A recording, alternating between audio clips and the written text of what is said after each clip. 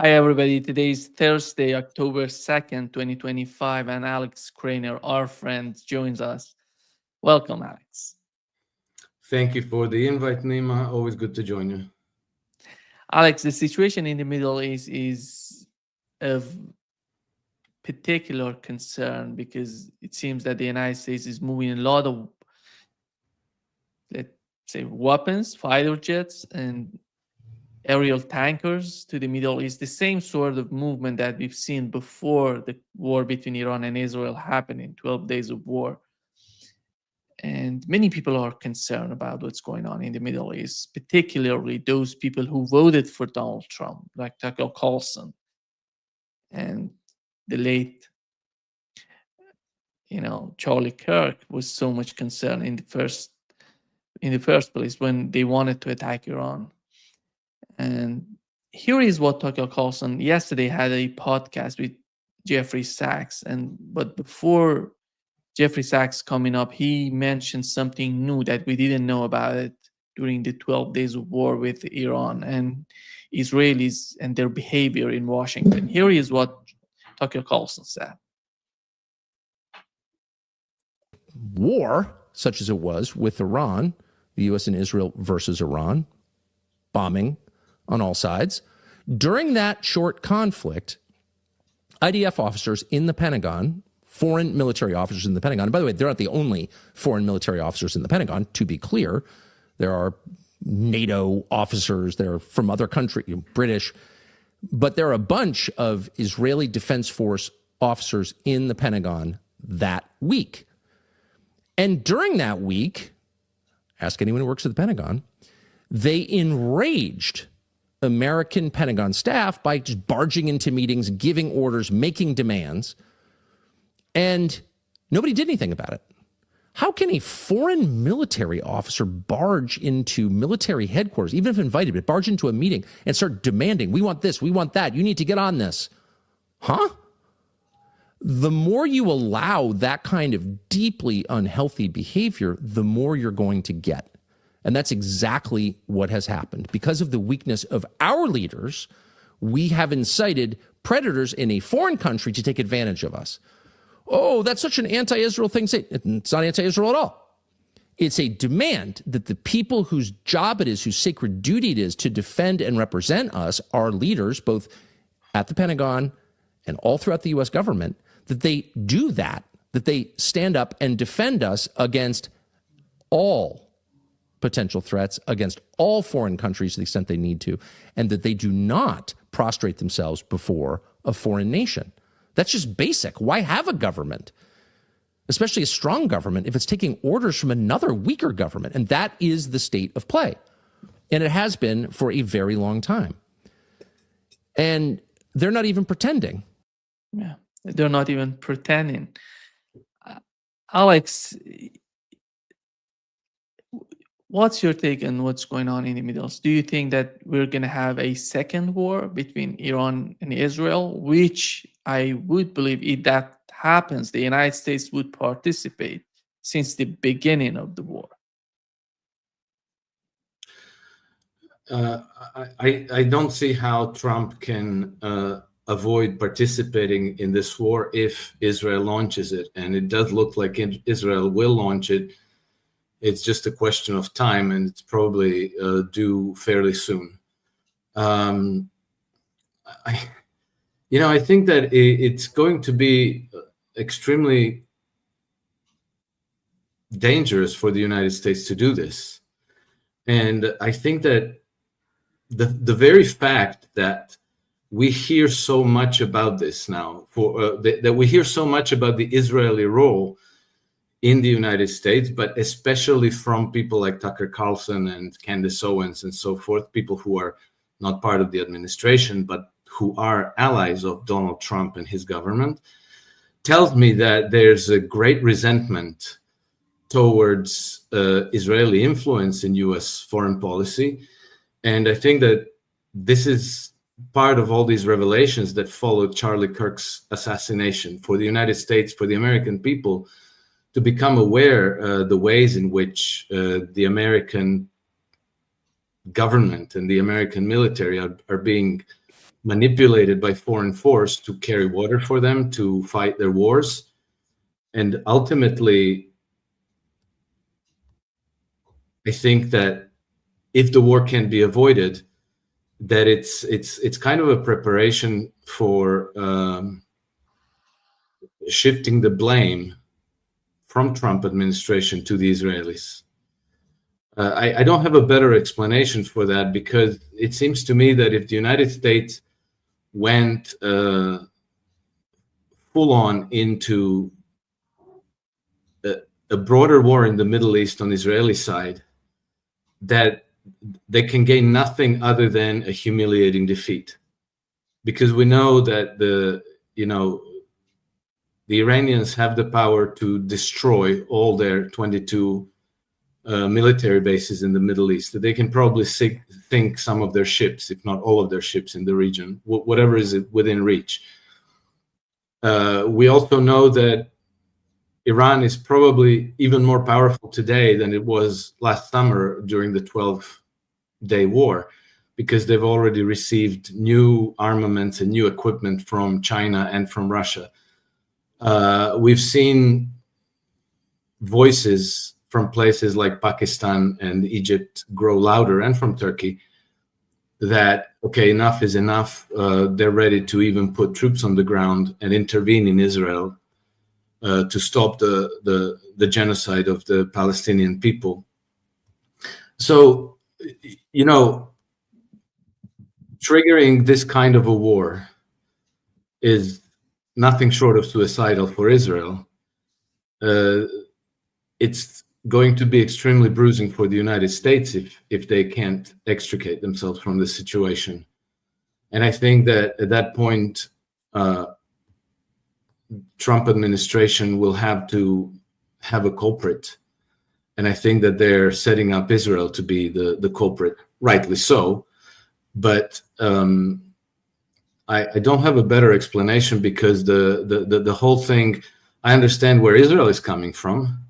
I understand why they would want to attack Iran. I understand why the British are supporting Israel in all of these endeavors from the shadows. Nobody's talking about the British role, but they're extremely active, and I would say that they are maybe even the instigator of all these conflicts in the Middle East. But for the United States, it's almost like a political suicide for Trump, who, his main battleground at the moment is the political battleground at home, with the view of winning midterm elections next year. A defeat in the Middle East could be one of those irreversible moments that would bury his administration. But at the same time, he has the American Congress, which is owned and controlled by Benjamin Netanyahu. There's this very large segment of his voting public who are Israeli Zionists, Jewish Zionists, and Christian evangelicals, who are a very, very large committed force in among the U.S. electorate.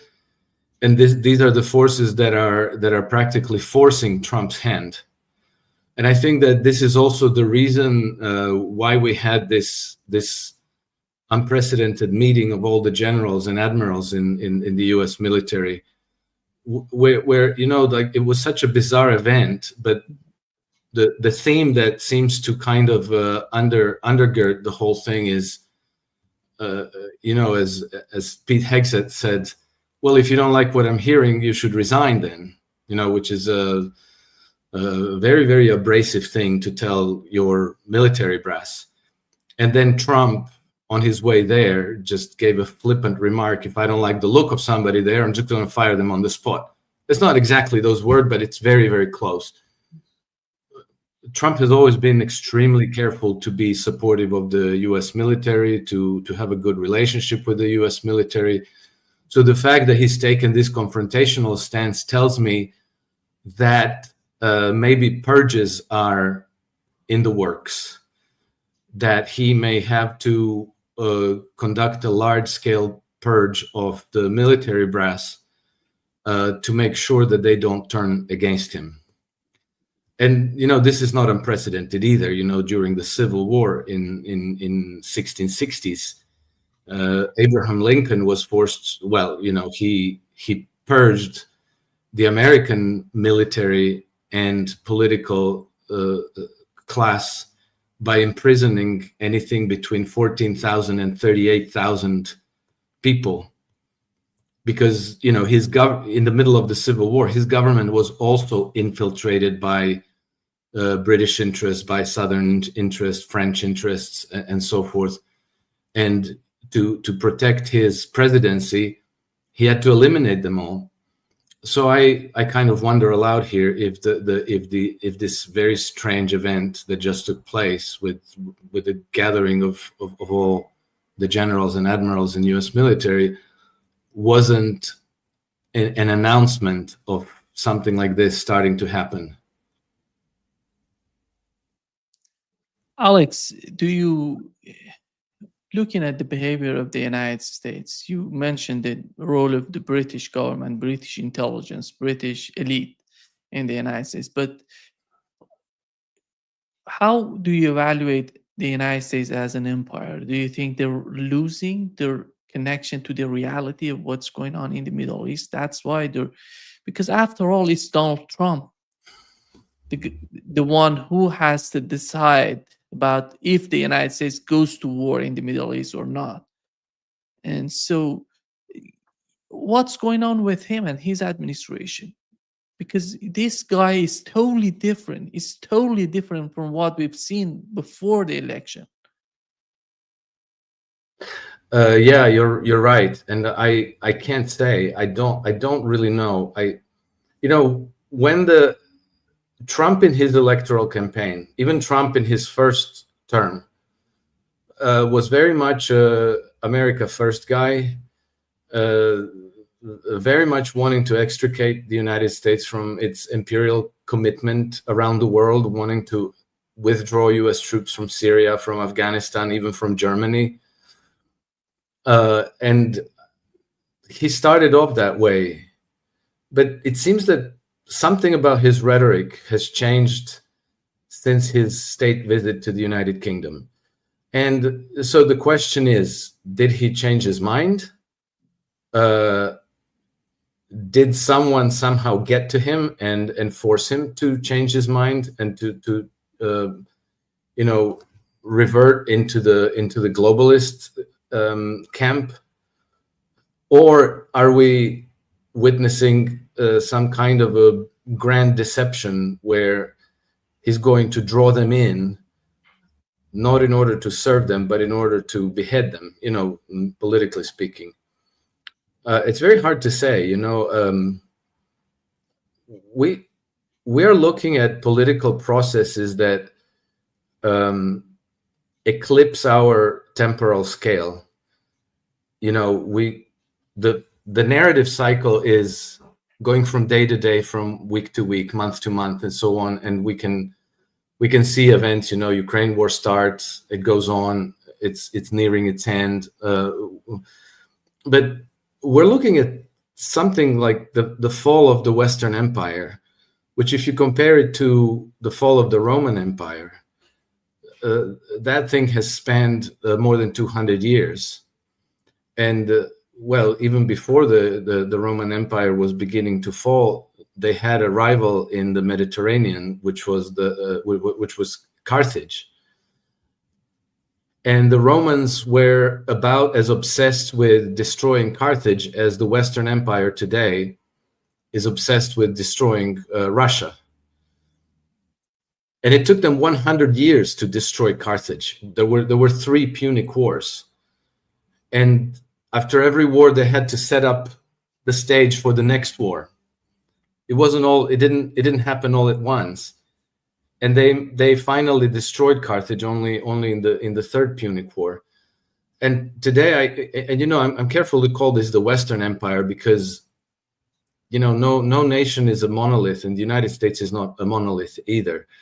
So I'm not really comfortable calling it an American empire, because I think that the empires headquarters and roots draw to always to the city of London. And the city of London has been able to co-opt and infiltrate the United States over the last 100 years, but especially in the aftermath of World War II. And so they've been able to use the United States, its military power, its economic power, its finances, its political prestige and diplomatic reach around the world to carry water for this Western empire. But they've had opposition, and they have opposition because there's many people in the United States, people who are near the centers of power and who are in the Pentagon, in the US military, and in the American political class, who are very opposed to this empire and who have been looking for ways to get the United States out, to return it to its republican roots, because the United States became a nation as a reaction to this, as a rejection of the British Empire. And so those forces are still there. They exist, they're viable, but the fight at home is not going to be easy, and it probably is going to require Donald Trump to completely solidify his power at home, which means we probably won't get the full measure of the man until after the midterm elections. And then I think that he will have to go authoritarian, because all those, quote unquote, democratic structures of governance in the United States, including the judiciary, have all been rigged to keep the United States co-opted and infiltrated, and to make sure that it never bends from the imperial agendas. So it's very, very hard to say, and I think we probably won't know for sure until the end of his term, really. This group of people that you've mentioned in the United States, in the United Kingdom, I don't believe they feel that they're American and British. They're somehow beyond that. They're all about the Western hegemony. Yeah. They don't feel that they're American or British. It's something beyond that is connecting them. And I would wonder how you bring the Israeli factor in that calculation. What Israel's to them?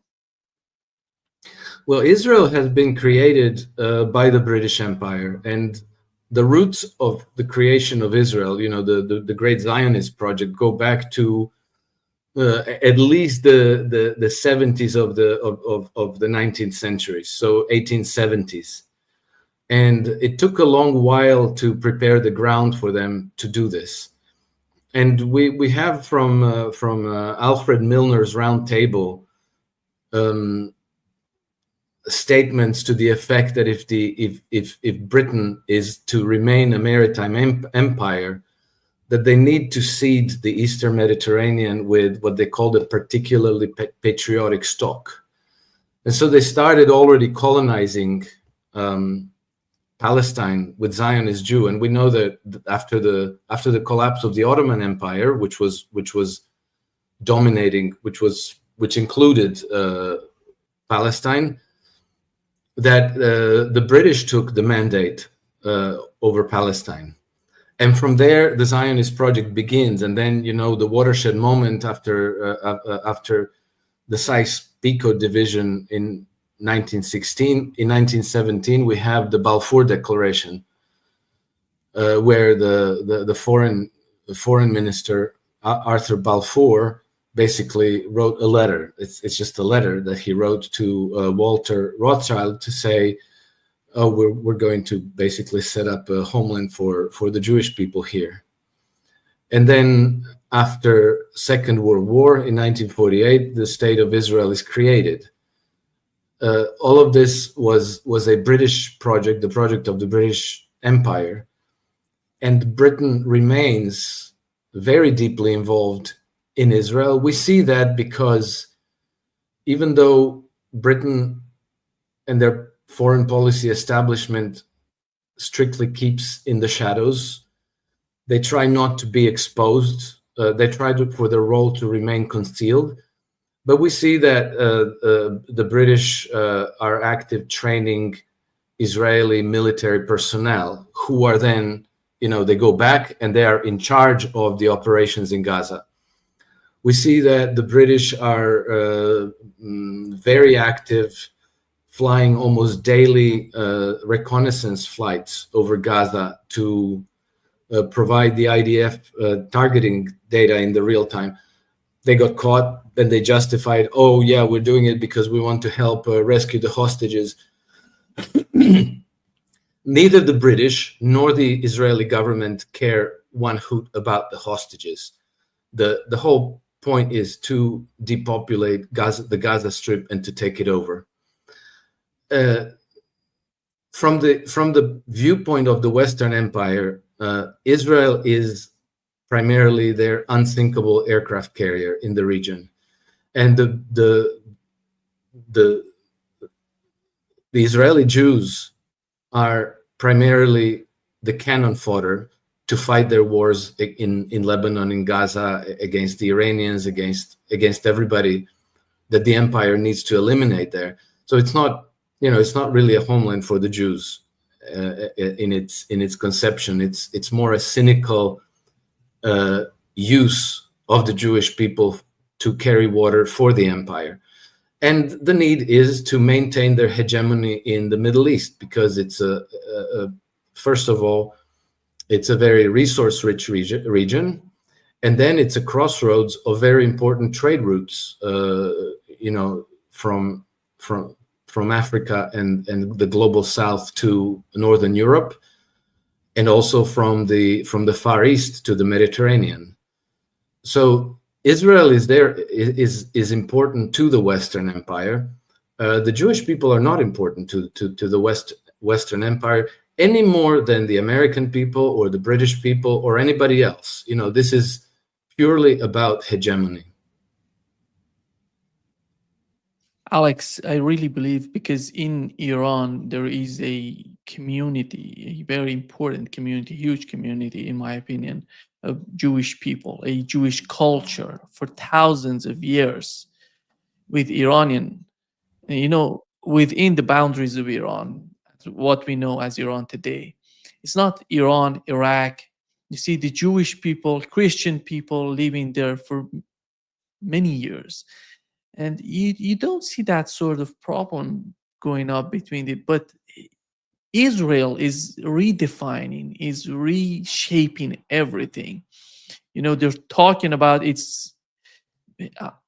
Let's put it this way. When I see people coming out and saying these are Jews doing this, these are Jews, it's not about the religion, Alex. Because it's somehow they're trying to trick people into this sort of rhetoric.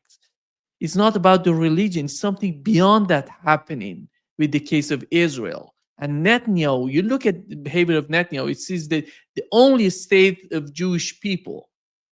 How you can make the only state of Jewish people in which the Jewish people are not safe, So what does that mean anymore? Yeah, this is exactly correct, and I did point out in some of my articles that Jews have been living in peace in Iran since the times of Babylonian captivity, that they have the second largest community in the Middle East in Iran, so second only to Israel, and they are left alone. And we had other examples through history where the Jews were living in peace. This was the Kingdom of Cordoba, that it was under Muslim rulers, and the Jews to this day remember this period, which lasted for about 800 years, as la convivencia, which means living together. They were able to live together with their Muslim and Christian brothers and sisters, and participate in the society as its equal rightful members. I think that the fact that we have this horrible clash between the Jews and Muslims and the Jews and Christians in the Middle East is primarily the result of the imperial policies that deliberately pit these communities one against the other, because it's the age-old recipe: divide and rule. So you get people to fight against each other while you're busy plundering their resources and extracting their wealth to the center of, to London and to Paris and other centers. And so this is done deliberately. These divisions and hatreds are being inflamed by design, and that never. And in addition, one thing that I like to stress to people who sometimes dispute my claims, I remind them that the Jewish people have had a tragic history, but almost without exception, it was at the hands of Christians, not the Muslims. So this is clearly some kind of a distortion that's been introduced with this Western Empire, which is, again, a reincarnation of the British Empire.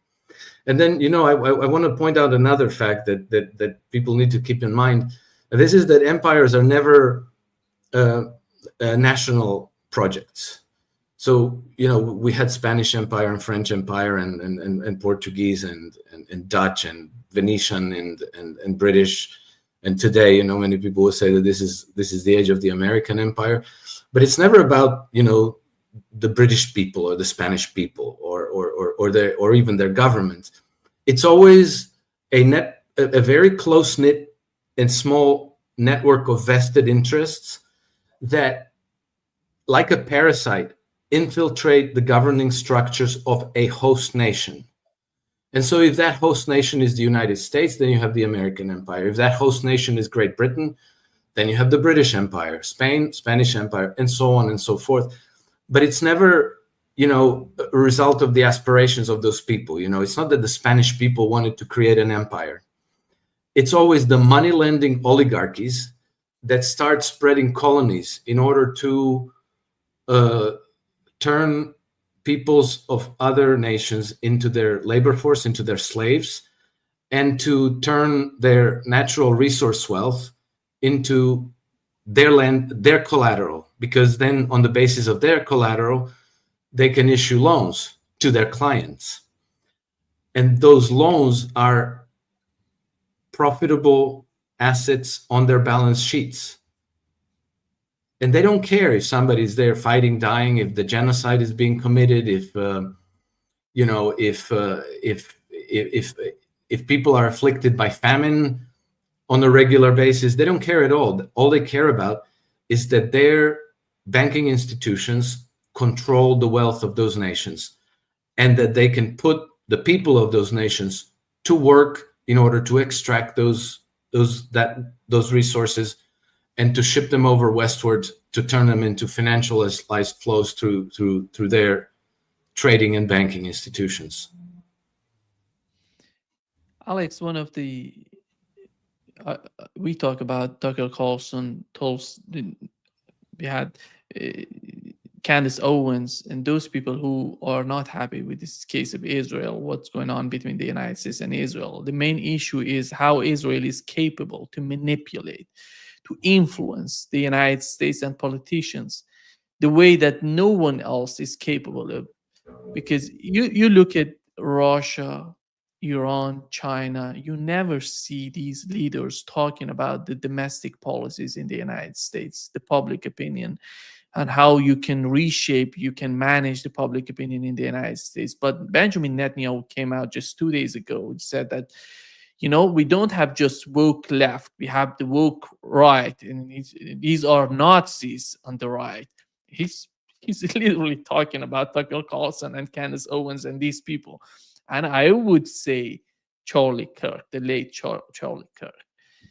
And, how is that acceptable for the United States to someone from a foreign country and 8 million people, a tiny country in the Middle East, coming and trying to manipulate, to buy influencers I don't know if you saw this document by WikiLeaks. It shows that they're paying in the United States $7,000 per post to the influencers, and the fund comes directly from Netanyahu's administration. They're giving this money directly from Israel to the influencers in the United States. How is that possible? I think that's a mystery that needs to be investigated, because Israel is a small country. Its economy has been destroyed. Its military is 100% very close to 100% dependent on Western support. Primarily United States, but also the UK, France, Germany, and some other nations. And the standard narrative is that, the Jewish people are very wealthy, so they can pay for all these things. Well, there's a lot of wealthy Arabs, and there's a lot of wealthy Russians, and there's a lot of wealthy Indians.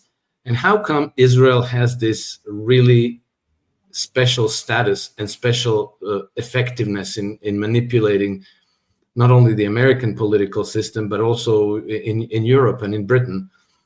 And I think that the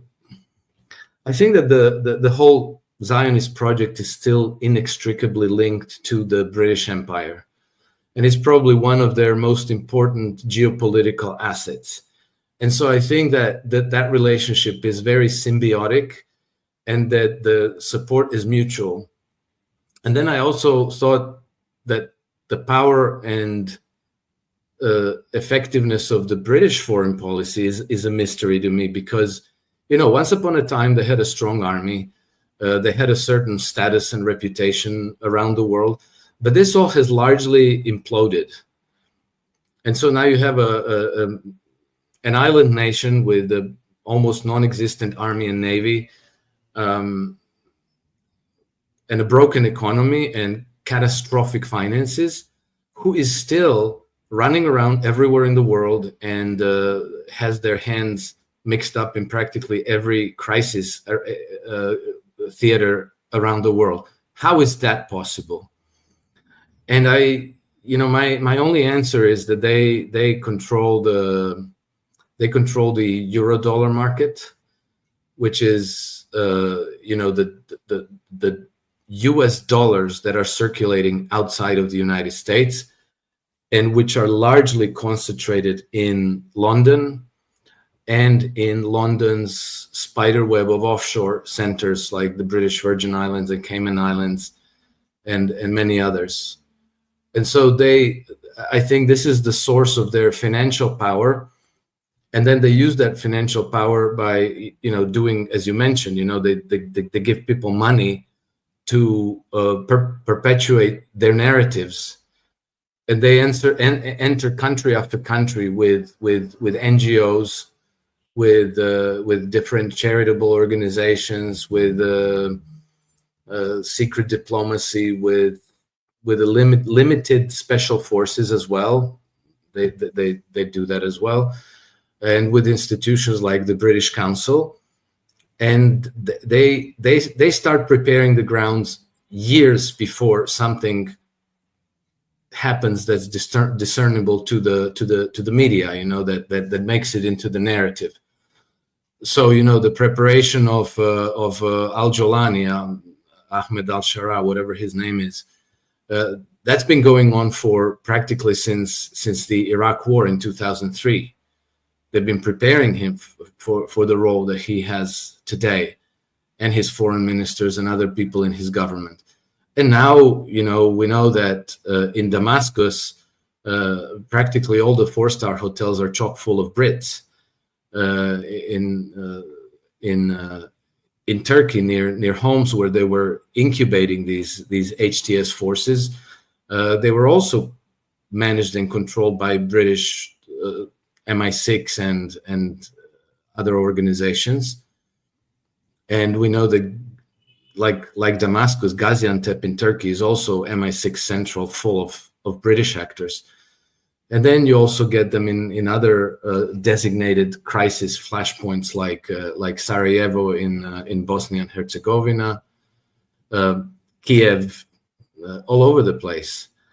And I can only explain that they still have control over something like $10 trillion worth of euro dollars, and it's not the United States government, it's not the Federal Reserve who controls that, it's the City of London that controls that.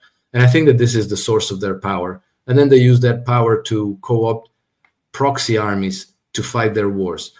And it seems to me that the most important of these proxy armies, which are spread across the world, are exactly these jihadi forces, like HTS, Al-Qaeda, Al-Nusra, and so forth.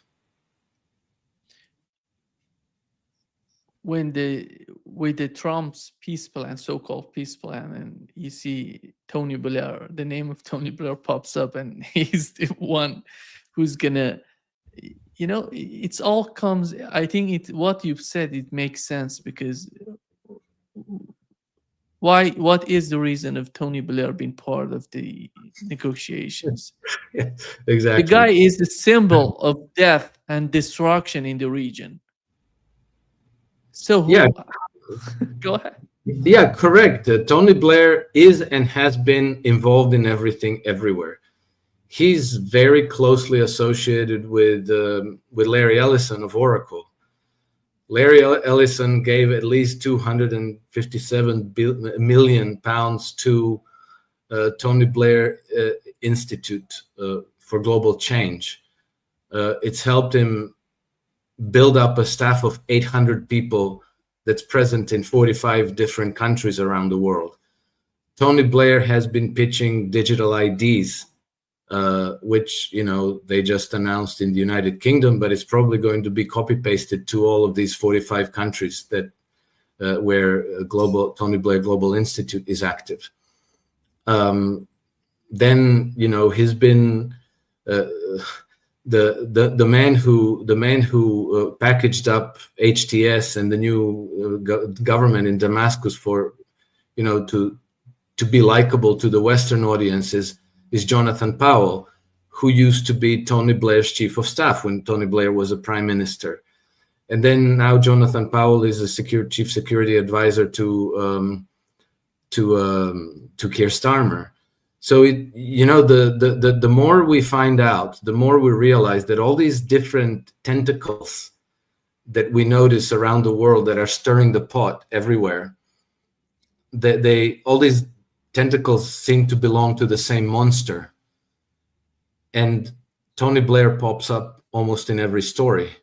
Tony Blair, by the way, before the outbreak of the war in Ukraine, Tony Blair has been very active in Ukraine. He's been visiting Ukraine at least once a year since the coup until the war. So he's had a very, very important role there before the war broke out. And then there have been many indications that, in fact, the British role the American role in the coup and its aftermath and the breakout of war in 2022 has been very visible. And everybody knows it and everybody talks about this. But the British role has been concealed. Yet, if you look close at the events and their actors, I would wager that the British role has been more important. Like, for example, there was the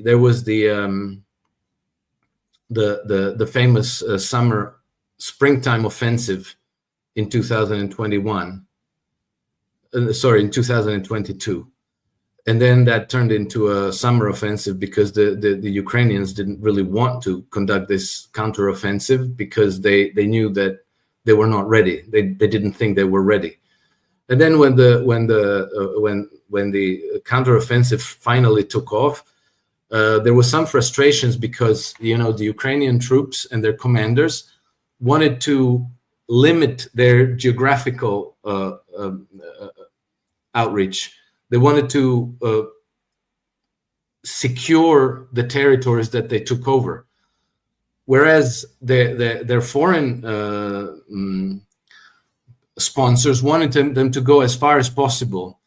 So an American, I forget his name now off the top of my head, but one of the American commanders there in Germany, who was very frustrated and who had these arguments with the Ukrainian commanders on the ground, was saying, well, you know, I can't get them to go farther. They're not taking our orders.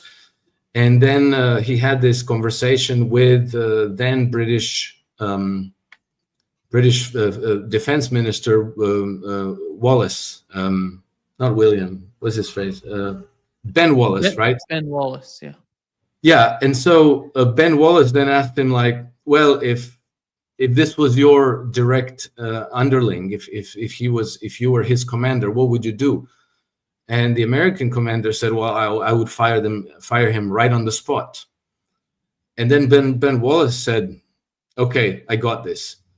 And then that commander in Ukraine was actually fired, suggesting that it was Ben Wallace who had that influence, but not the American commander who was in charge of the operations.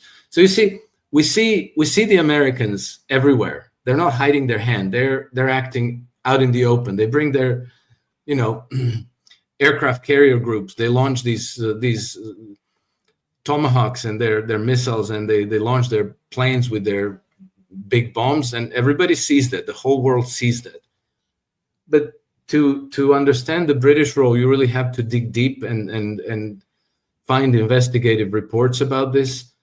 But it always turns out that, you know, the actual scheming and strategy and groundwork is being worked out by the British. The Americans only turn up when it's time to apply blunt force. Alex, just to wrap up this session, when we look at the meeting between General Petraeus and al-Jolani al-Shara, he said, your success is our success. So what does that mean? It means that you somehow can facilitate or can support, can bring some sort of balance to the Middle East that would benefit Israel in a long run. Or let's put it this way, what's going on in Syria? They're killing Christians, Alawites, all these Shia, Sunni, all of these people. But looking at the outcome, they're literally destroying the Christian community in these countries. The same Israel is doing to Gaza. You know, it's not just about, you know, they don't want, you know, they want to make the war. Israelis were talking about it. They said that we prefer Al-Qaeda on our border instead of having Bashar Assad on our border. You know, this is the whole concept, Alex, is somehow manipulate the countries the way that they want them to picture. These are Arabs, these are Muslims, they're against us. There is no Christian, Jew in these communities. They're destroying all of that. The structure is just how redefining the structure. I think that the only test, the only litmus test for them is either you're willing slave to the empire or you're a willing slave driver, you know, one of their lackeys who enforces the imperial system of governance, or you're against the empire. And then everybody who resists the diktat of the empire has to be eliminated. And this has been the logic of empire, not only the British Empire, not only the American or, you know, previous empires. This goes back to Rome, you know. And there's that famous quote by Tacitus, which was not him. He was quoting one of the, you know, barbarian kings after he was eliminated and brought to trial, and he said, in an accusing tone, he said, "You create desolation and call it peace." And this, you know, this has been what Rome has been doing. They would just wherever some kingdom or political power was brazen enough to resist the Romans, they would bring their armies and destroy and slaughter everybody wholesale. And this is, this is what the Spaniards have done in South and Central America. This is what the Belgians have done in the Congo. This is the logic of empire. You have to dominate and you have to eliminate every resistance. And so people have the choice. You can work for us, you can be our slave, or we eliminate you. And this is with us to this day. And so, look at Libya. Gaddafi wanted to have a sovereign nation and he wanted to have an independent policy. And they eliminated him and destroyed his country. Look at Congo, look at Angola. This is what they do as a matter of course. And this is what they want to do to Iran as well. Yeah. Thank you so much, Alex. Great pleasure as always. Thank you for having me. Greetings to your audience. And until the next time, Nima. See you. Bye-bye. Take care. Bye-bye.